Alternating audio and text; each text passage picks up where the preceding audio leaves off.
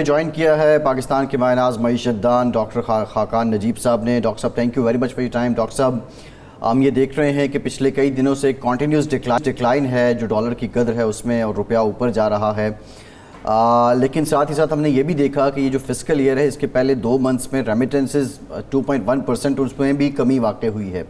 سوال یہ ہے کہ ابھی تو لوگ ڈالر نکال رہے ہیں, بینک میں دے رہے ہیں, اوپن مارکیٹ میں بھی کم ہے, لیکن آفٹر 15 days یا آفٹر 1 month اگر ہمارا کوئی میجر ہمارے پاس باہر سے پیسے نہیں, ڈالر نہیں آتے, تو کیسے یہ رہے گا کنسسٹنٹ, یا اس سطح پہ یہ کیسے رہے گا, یا مزید جو گرنے سے کیسے بچایا جائے گا روپیہ کو؟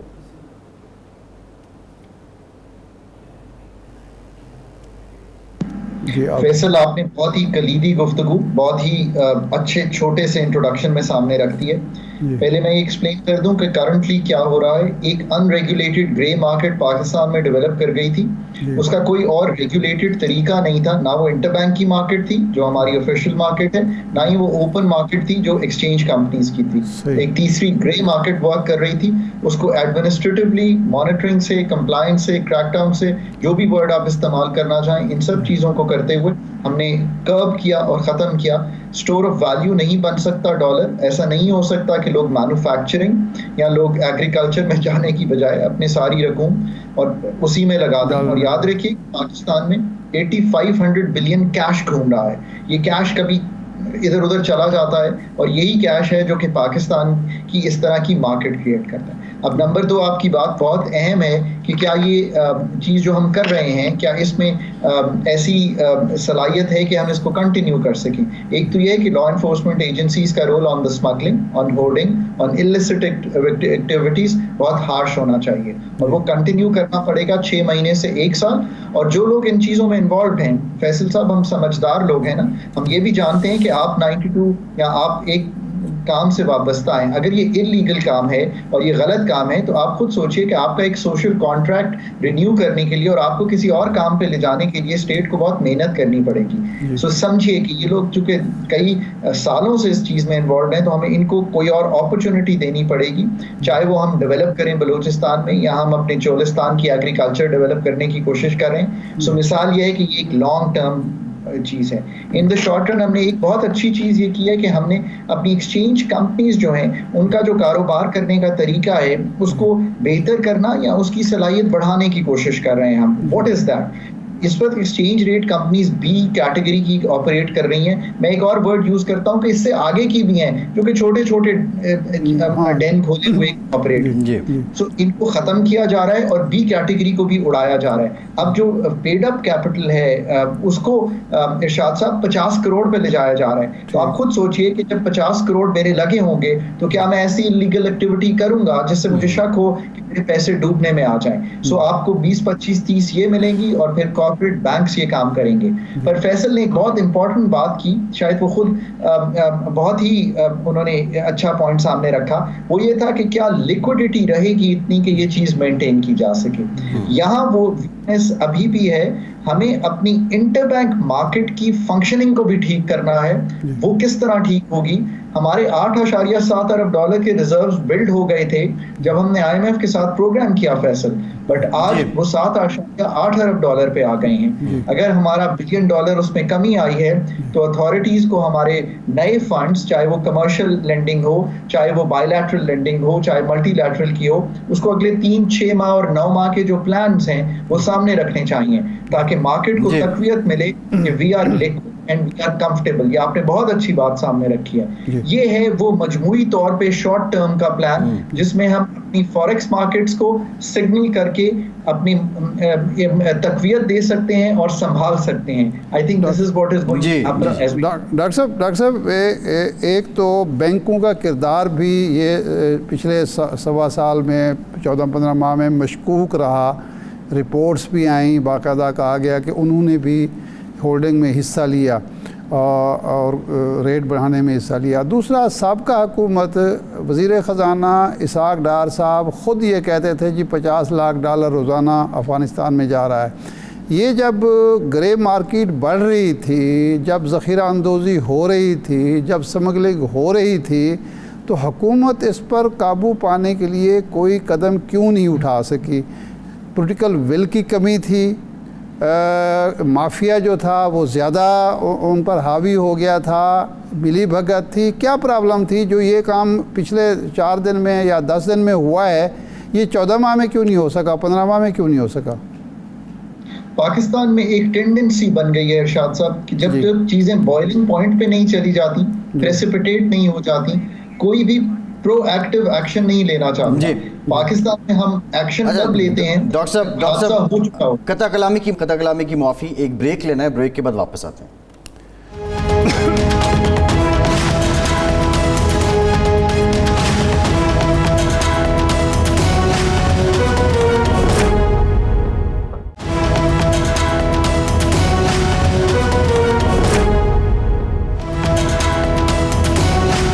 بریک کے بعد ایک بار پھر سے آپ کو خوش آمدید کہیں گے۔ ڈاکٹر صاحب، جو ارشاد صاحب نے سوال آپ کے سامنے رکھا، اور شاید اب جو سابقہ حکومت کے اور بالخصوص مسلم لیگ نون کے ہمارے دوست ہیں وہ آ کے موجودہ نگراں حکومت کا کریڈٹ بھی ایسے لے رہے ہوتے ہیں جیسے ان کے دور حکومت میں ہو رہا ہو، تو اس وقت کیوں نہیں کر پائے؟ کیا سیاسی مصلحتیں واقعتاً آڑے آ جاتی ہیں معاشی اصولوں کو امپلیمنٹ کرنے میں؟ فیصل، جیسے ہم نے بات شروع کی، پاکستان میں ایک ٹینڈنسی بن گئی ہے کہ ہم پرو ایکٹیو ایکشن نہیں لینا چاہتے۔ ہم جب تک چیزیں پریسیپیٹیٹ نہیں ہو جاتی، بوائلنگ ٹیمپریچر نہیں بن جاتا اور ایسی سچویشن نہیں بن جاتی کہ 330-35 پہ روپیہ چلا گیا، چینی جو ہے وہ 200 روپے پہ چلے گئی 98 روپیز سے، یہ بوائلنگ پوائنٹ آ گئے تھے، مطلب جب بریک ڈاؤن ہو رہا ہو سسٹمز کا تو ہم تب جا کے انٹرفیئر کرتے ہیں۔ جو اسٹیٹ کا سسٹم ہے وہ انسینٹیوائز نہیں کرتا کہ میں پرو ایکٹیولی چیزوں کو ڈیل کروں، تو شاید لوگوں کو پتہ نہیں چلتا کہ میں نے بہت کام کیا ہے۔ آئی تھنک ایک تو یہ مائنڈ سیٹ ہے، دوسرا یہ ہے کہ لوگ گھبراتے ہیں پرو ایکٹیو ایکشن سے، اور تیسری بات یہ ہے کہ جو ہماری لیڈرشپس ہیں وہ شاید ابھی تک اتنی متحرک نہیں ہو سکیں کہ وہ یہ سوچ سکیں کہ فنڈامنٹل ریفارم تو انہوں نے کرنے ہیں، وہ کیے بغیر یہ کام ہوگا نہیں۔ اور چوتھی بات یہ ہے کہ آف کورس جتنی sincerity of purpose long term میں چاہیے وہ ہم کبھی کبھی مس کر جاتے ہیں۔ جب ان سب چیزوں کو میں دیکھتا ہوں تو میرے سامنے یہی سچویشن آتی ہے کہ ہم مطلب 2.5 لاکھ ٹن چینی جو ہے وہ ایکسپورٹ تو کر دیتے ہیں، پر یہ خیال نہیں رکھتے کہ 6-7 لاکھ ٹن چینی جو ہے وہ اوور دا بارڈر بھی جا رہی ہے۔ جب آپ اس کو نہیں روکیں گے تو چینی کی قلت ہوگی ملک میں۔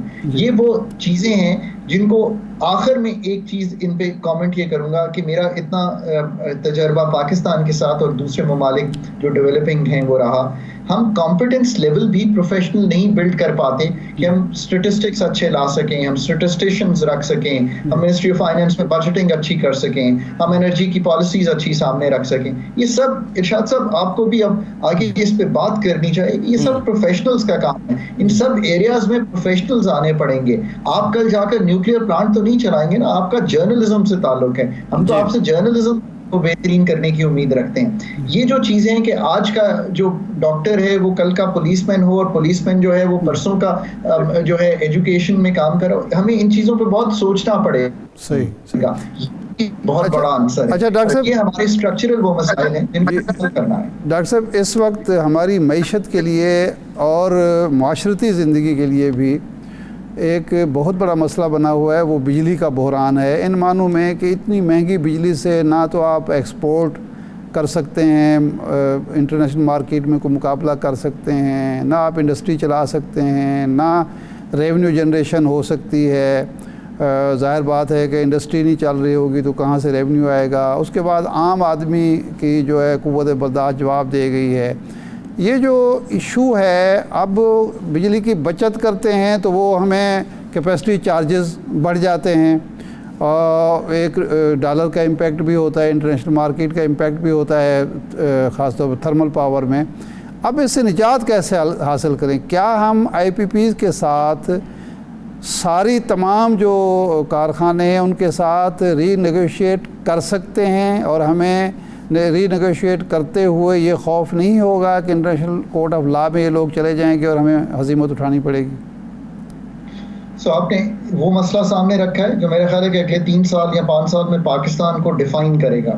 انرجی نیڈز جو ہیں وہ پاکستان کی بڑھیں گی، انرجی سے ہی مینوفیکچرنگ ہوگی اور ایگریکلچر بھی چلے گا، لوگوں کا سکون زندگی کا اسی سے واپس آئے گا۔ میں اب آپ کے سامنے ایک اس میں چاہوں کہ کیا مسائل ہیں، میں اس کی بجائے آپ کے سامنے ایک پلان رکھتا ہوں، کیونکہ اب میں کوشش کر رہا ہوں کہ ایک پلان جو ہے اس پہ قوم جو ہے وہ اگری کرنا شروع کرے. سب سے پہلی بات یہ ہے کہ ہمیں اگری کرنا ہے کہ رول آف دا اسٹیٹ جو ہے اس کو ریسٹرکٹ کرنا ہے اس کام سے. اس کو ٹیلی کام یا بینکنگ سیکٹر کی طرح ہمیں چلانا ہے جو کہ ایک ایفیشینٹ مارکیٹ بیسڈ ہو، مارکیٹ میں کمپٹیشن ہو، آپ ABCD سے بجلی خرید سکیں. اس وقت سب سے بڑا بائر گورنمنٹ ہے، گورنمنٹ پہ سارا بوجھ ہے، اسے ہمیں نکالنا ہے. نمبر 1. نمبر 2، آپ کی بات میں وزن ہے. ان دی شارٹ رن اگر ہمیں کچھ کرنا ہے تو ہمیں IPPs کے جو معاہدے ہیں، جو چائنیز IPPs ہیں جو 2015 کے بعد لگے ہوئے ہیں، میرا خیال ہے یہ 17 کے قریب ہیں، ان سے ہم یہ نہیں کہیں گے کہ ہمیں آپ چھوٹ دے دیجئے جو پیسے آپ نے لینے ہیں. ہم صرف یہ کہیں گے کہ جو آپ نے پیسے 10 سال میں لینے ہیں ہم سے، وہ پیسے آپ 25 سال میں ہم سے لیجئے.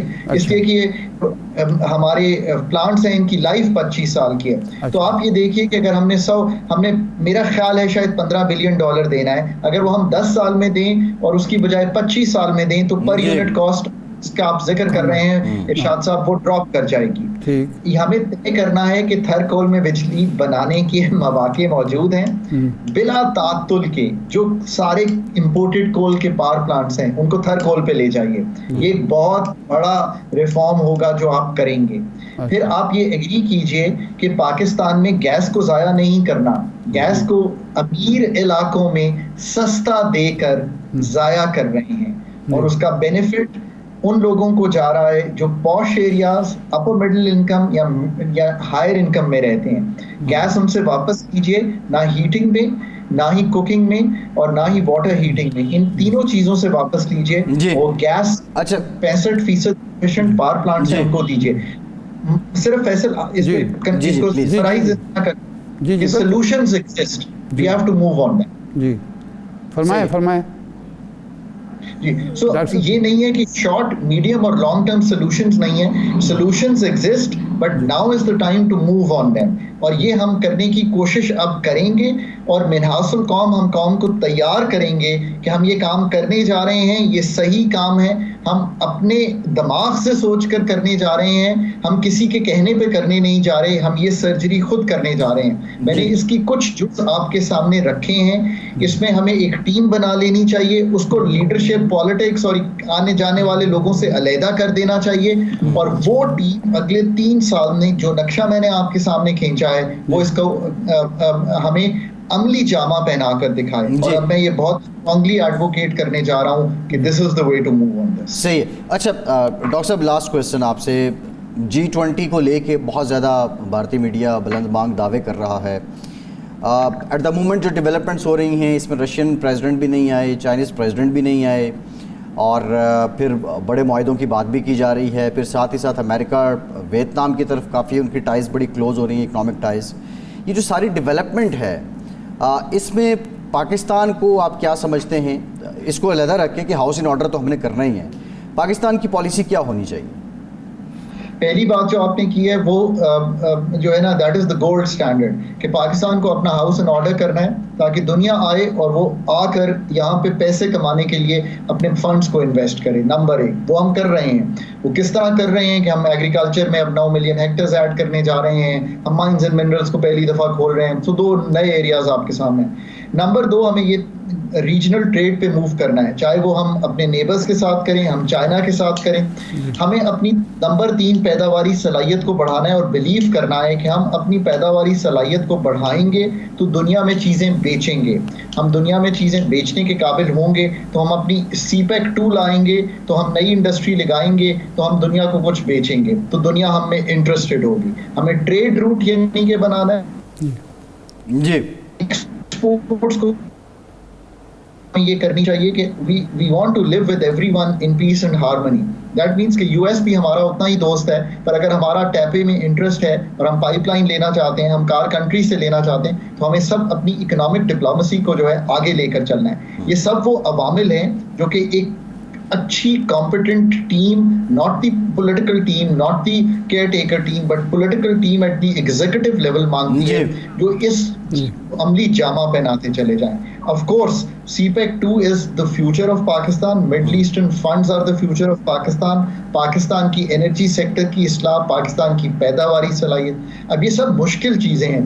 This is hard work. पैसे ले लेना सबसे आसान काम है, प्राइसिंग तब्दील कर देना सबसे आसान काम है. अब क्या ये हम काम कर पाएंगे कि नहीं, ये हमें देखना है. मुझे कभी उम्मीद है वहाँ खड़े हैं कि we are in an existential economic challenge and we will rise to this occasion and you know meet this challenge. जी बहुत शुक्रिया डॉक्टर खाकान नजीब. हम भी दुआगो हैं जी, पाकिस्तान इन मसाइल से निकले और ये चैलेंजेस जो हैं हम इन तमाम चैलेंजेस को शिकस्त दें. इरशाद साहब, हम प्रोग्राम के आगाज़ में बात कर रहे थे और दिस टाइम मुझे ये फ़ील होता है कि मियाँ साहब 31 अक्टूबर को आ जाएंगे. अब मेरा दिल भी कह रहा है और दिमाग भी. 21 अक्टूबर आपने 10 दिन और बढ़ा दिए. नहीं, आपका दिल नहीं चाहता. नहीं, 21 अक्टूबर को मेरा दिल चाह रहा है, चाह नहीं रहा बल्कि कह रहा है. नहीं, दिल तो हम सब का चाह रहा है कि मियाँ साहब आ जाएं, लेकिन वो जो हुआ ना, शेर आया, अब शेर आ रहा है तो वो जो एक लोगों के अंदर सस्पेंस था, लोगों के अंदर क्यूरियोसिटी थी, वो काफ़ी कम हो गई है, ख़त्म तो नहीं हुई. अब लोग कहते हैं पता नहीं फिर कि 15 अक्टूबर को नई तारीख ना आ जाए.